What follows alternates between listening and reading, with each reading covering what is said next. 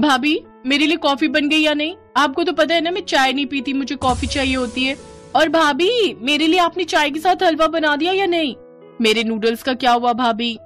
मेरा तो आज ब्रेकफास्ट में ब्रेड पकौड़े खाने का मन कर रहा है भाभी, मेरे लिए तो वही बना देना। हाँ हाँ दीदी बस लाई।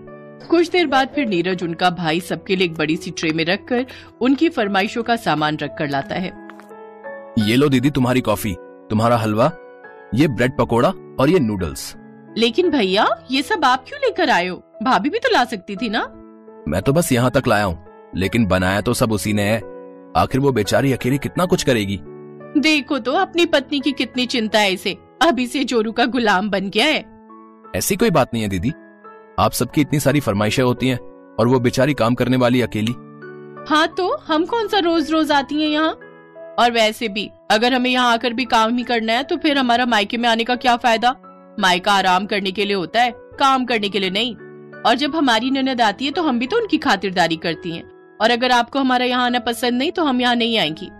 अरे ऐसी कोई बात नहीं है दीदी, ये तो बस ये कहना चाह रहे थे कि सब मिलकर काम करेंगे तो काम जल्दी हो जाएगा बस। भाभी हम यहाँ आराम करने आते हैं, अब यहाँ आकर भी हमें काम ही करना है तो फिर हम यहाँ आए ही क्यों? अर्चना की 5 नंदे थीं और 5 अपने मायके आई हुई थी, लेकिन उन सबको इस बात से कोई फर्क नहीं पड़ता था कि उनके मायके आने से अर्चना पर कितना बोझ आ जाता है। उन सबको तो बस आराम करना होता है और अपनी फरमाइशें पूरी करनी होती हैं। अगले दिन बड़ी ननद रेखा अपनी भाभी अर्चना से, भाभी हम सब मूवी देखने जा रहे हैं, उसके बाद शॉपिंग पर जाएंगे, तब तक आप हमारे कपड़े रखे हैं उन्हें धो देना।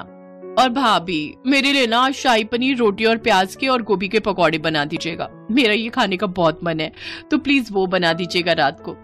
ठीक है दीदी, लेकिन मैं तो डाइटिंग कर रही हूँ और मैं ये सब नहीं खा सकती, इसलिए आप मेरे लिए दाल चावल बना दीजिएगा।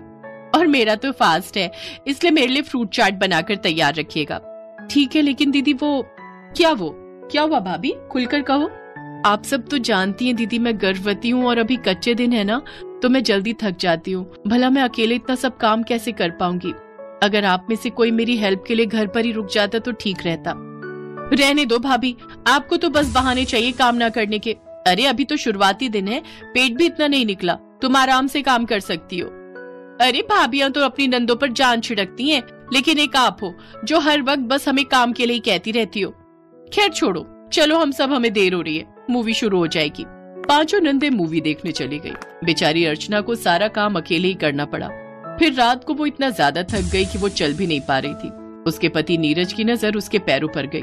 अर्चना तुम्हारे पैरों में तो कितनी सूजन है। जी आज बहुत काम था, सबके कपड़े धोए, सबके लिए अलग अलग खाना बनाया।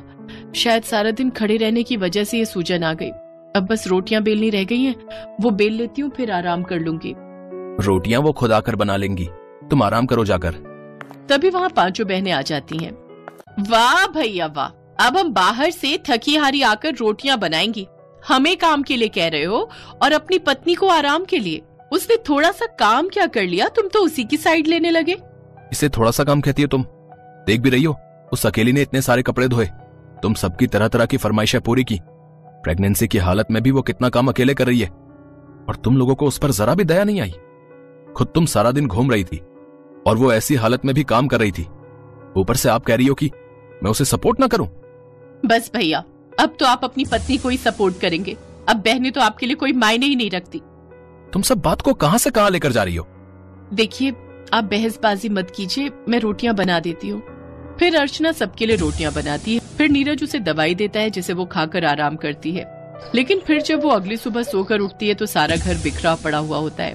पानी का गिलास, जूते, कपड़े सब फैले हुए होते हैं। ये सब देखकर उसे बहुत गुस्सा आता है और वो चिल्लाते हुए कहती है, दीदी ये आपने सारा घर फैला कर रखा हुआ है। आपके कपड़े कहीं, जूते कहीं, और तो और पानी पीकर पानी का गिलास तक भी नहीं उठाया आपने। अरे कम से कम इतना तो कर ही सकती हो। मायके का मतलब ये नहीं होता कि आप सब मुझे अपनी नौकरानी समझे और नीचा दिखाती रहे। भाभी जरा तमीज में रहकर बात करो हमसे। शायद आप भूल रही हो कि हम आपकी नंदे हैं। मुझे अच्छे से याद है ननद जी, लेकिन शायद आप सब भूल रही हैं कि मैं आपकी इकलौती भाभी हूँ, कोई नौकरानी नहीं जिससे आप सारा दिन बस काम ही करवाती रहे। बस अब ये सब मेरी बर्दाश्त से बाहर है। अब मैं और इस घर में नहीं रह सकती। मैं जा रही हूँ अपने मायके। नहीं रुक जाओ अर्चना, रुक जाओ। लेकिन अर्चना किसी की नहीं सुनती और अपने मायके चली जाती है। देखा भैया, आखिर कैसे थोड़े से काम के पीछे अपने मायके भाग गई तुम्हारी पत्नी। चुप रहो तुम सब। आज जो हुआ है ना, वो तुम सबके कारण ही हुआ है। शायद तुम सब जानती नहीं, जब मेरे रिश्ते की बात चल रही थी ना, तो हर कोई मुझसे बस इसीलिए शादी के लिए मना कर देती थी क्योंकि मेरी 5 बहनें हैं और कोई भी लड़की 5 नंदों वाले घर में शादी नहीं करना चाहती। लेकिन जब मैं अर्चना से मिला तो उसने मुझे कहा, बहनें तो बहनें होती हैं, चाहे 1 हो या 5, और आप तो कितने भाग्यशाली हैं जो आपको 5 बहनों का प्यार मिला। उसने कहा कि आप फिक्र मत कीजिए, मैं उन सबको अपना लूंगी। लेकिन तुम सबने आखिरकार उसे यह एहसास करवा ही दिया कि किसी भी लड़की को 5 नंदों वाले घर में शादी नहीं करनी चाहिए। अपने भाई की बात सुनकर उन सबको अपने किए पर बहुत पछतावा होता है। फिर वो 5 बहनें अपनी भाभी को मनाकर वापस घर ले आती हैं। अब वो सभी घर के काम में अपनी भाभी का हाथ बटाती हैं और सब साथ में ही बाहर मजे करने जाती हैं। अब वो 5 नंदे अपनी भाभी को बहुत प्यार करती हैं। अपनी नंदों का ऐसा व्यवहार देखकर अर्चना भी अब बहुत खुश थी।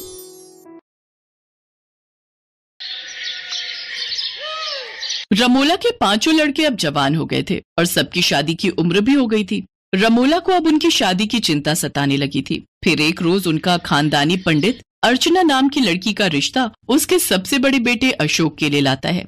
रमोला बिना ज्यादा देर किए उन दोनों की शादी करवा देती है और फिर बड़ी धूमधाम से उसका स्वागत करते हुए बोलती है, आओ मेरी बहू, सबसे बड़ी बहू, तुम्हारे ससुराल में तुम्हारा स्वागत है। भगवान करे तुम्हारे शुभ कदम मेरे घर पर पड़ते ही मेरे बाकी 4 लड़कों की शादी भी जल्द से जल्द हो जाए। अगले दिन सुबह रमोला अपनी बहू के कमरे में जाती है और उसे एक साड़ी देते हुए कहती है, ये ले बहू, आज तेरी मुंह दिखाई है ना, तो ये साड़ी तू अपनी मुंह दिखाई पर पहन ले। सासू माँ, अगर आपको बुरा न लगे तो क्या मैं अपनी माँ की दी हुई साड़ी पहन लूं? पहले मुझे दिखा कि वो साड़ी कैसी है। अगर हल्की हुई तो मैं पहनने नहीं दूंगी, हाँ पहले ही कह देती हूँ। अर्चना अलमारी से वो बनारसी साड़ी लाकर अपनी सास को दिखाती है, जिसे देख रमोला की आंखें फटी की फटी रह जाती हैं। अरे वाह बहू, ये तो बहुत ही सुंदर साड़ी है। वैसे कितने की ली तूने? माँ जी, मेरी मम्मी ने ये साड़ी पूरे 40,000 की ली है। एकदम प्योर बनारसी सिल्क की साड़ी है। माँ ने बोला था कि अपनी मुंह दिखाई पर इसे ही पहनियो। अच्छा ठीक है, इसे ही पहन ले। चल अब तू तैयार होकर नीचे आ जा, मोहल्ले की औरतें आती ही होंगी।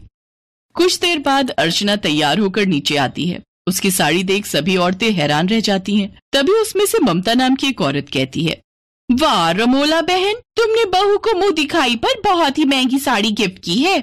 हाँ, हमें नहीं पता था कि आपका दिल इतना बड़ा है। आंटी जी वो हाँ, ये साड़ी मैंने ही बहू को दी है। वो क्या है ना, घर की पहली बहू है तो महंगी साड़ी देना तो बनता है। रमोला सबके सामने झूठ बोल देती है, साथ ही अर्चना को भी चुप रहने को बोलती है। बेचारी बहू चुपचाप अपनी माँ की दी हुई साड़ी का सारा क्रेडिट अपनी सास को दे देती है। साड़ी के साथ साथ सभी अर्चना की खूबसूरती की भी खूब तारीफ करती हैं। ऐसे ही कुछ दिन भी बीत जाते हैं और फिर दूसरे बेटे की भी शादी हो जाती है। फिर रमोला अपनी बड़ी बहू के पास जाकर कहती है, बहू मुझे तुझसे एक काम था। वो कल कीर्ति की मुंह दिखाई है तो तू वो अपनी बनारसी साड़ी मुझे दे दियो, मैं ना उसे दे दूंगी। कहीं उसने हल्की साड़ी पहन ली तो सभी लोग कहेंगे कि अपनी बड़ी बहू को तो महंगी साड़ी दे दी और इसे हल्की साड़ी। ठीक है माँ जी, अभी लाती हूँ मैं। भारी मन से बेचारी अर्चना वो साड़ी अपनी सास को दे देती है। रमोला वो साड़ी लेकर सीधा कीर्ति के कमरे में जाती है। ये ले कीर्ति बहू, ये हमारी खानदानी साड़ी है। बड़ी बहू ने भी अपनी मुंह दिखाई में यही पहनी थी, अब तू भी कल इसे ही पहनना। ठीक है माँ जी, वैसे सचमुच ये साड़ी तो बहुत ही खूबसूरत है। लेकिन माँ, ये अचानक से खानदानी साड़ी कहाँ से आ गई? हमारी दादी ने तो हमें इसके बारे में कुछ भी नहीं बताया। तू क्या उनकी बहू था जो तुझे बताती? चल बहू, अब कल अच्छे से तैयार हो जाना। अगले दिन कीर्ति वही साड़ी पहनकर तैयार हो जाती है। सभी मोहल्ले की औरतें आती हैं। तभी ममता फिर से कहती है, अरे रमोला बहन, ये साड़ी तो बड़ी बहू की है ना जो तूने उसे दी थी। नहीं आंटी जी। अरे बहू तू चुप कर, तुझे कुछ नहीं पता। ममता, मैंने अपनी 5 बहुओं के लिए एक जैसी ही साड़ी ली है। एक साड़ी 40,000 रुपए की है।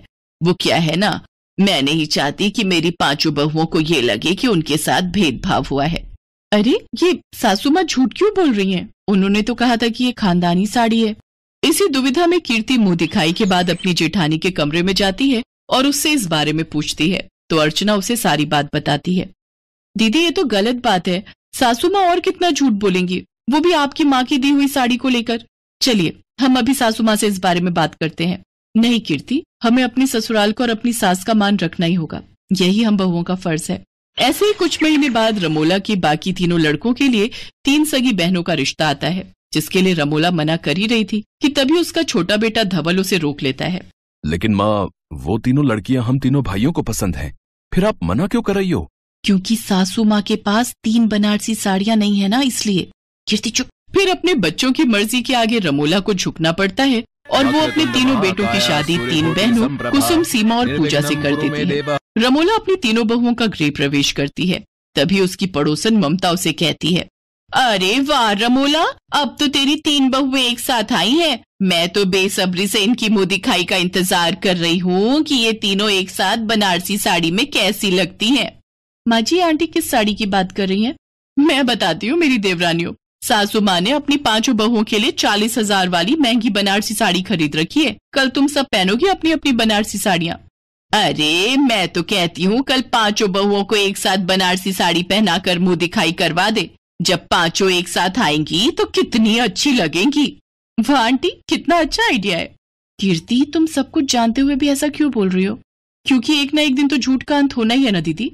ये ममता तो मुझे कहीं के नहीं छोड़ेगी। वैसे गलती भी सारी मेरी ही है। अपनी बहू की साड़ी को मैंने अपनी दी हुई साड़ी बताया तो भुगतना तो था ही।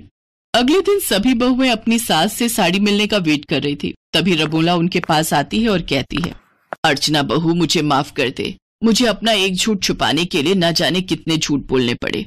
मुझसे गलती हुई जो मैंने तुम्हारी माँ की दी हुई साड़ी को अपनी दी हुई साड़ी कहा। लेकिन सच कहूँ तो मेरे पास इतने पैसे नहीं है कि मैं तुम 5 को नई साड़ी दिलवा पाऊं, वो भी इतनी महंगी।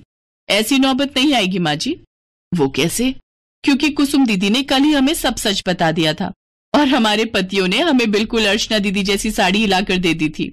हाँ माँ जी, इसीलिए अब आपको किसी के सामने शर्मिंदा नहीं होना पड़ेगा। हाँ, और अब आपकी 5 बहुएं एक साथ बनारसी साड़ी में अपनी मुंह दिखाई करेंगी। अपनी बहुओं की समझदारी देख रमोला बहुत खुश होती है और अपनी गलती को समझते हुए फिर कभी झूठ न बोलने की कसम खाती है। फिर कुछ ही देर में वो 5 बहुएं एक जैसी बनारसी साड़ी पहनकर सबके सामने आती हैं, जिससे रमोला की इज्जत पर कोई दाग नहीं लगता और फिर 5 बहुओं की मुंह दिखाई खुशी खुशी हो जाती है।